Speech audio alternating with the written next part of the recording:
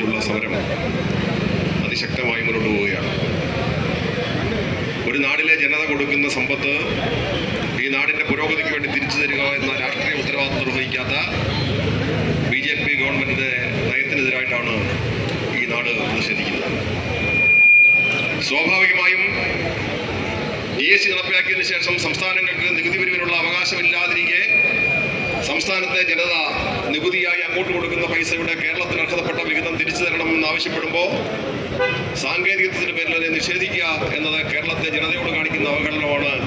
ആ അവഹേളനത്തിനായുള്ള അതിശക്തമായ പ്രതിഷേധമാണ് സംസ്ഥാനമാകെ ഉയർന്നു വരുന്നത്.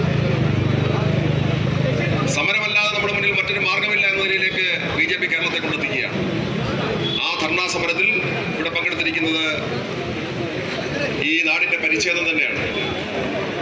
കർഷകർ, തൊഴിലാളികൾ, വിദ്യാർത്ഥികൾ, യുവജനങ്ങളടക്കം എല്ലാ വിഭാഗം ജനങ്ങളും ഇന്ന് ഈ ധർണാ സമരത്തിൽ പങ്കെടുത്തിട്ടുണ്ട്.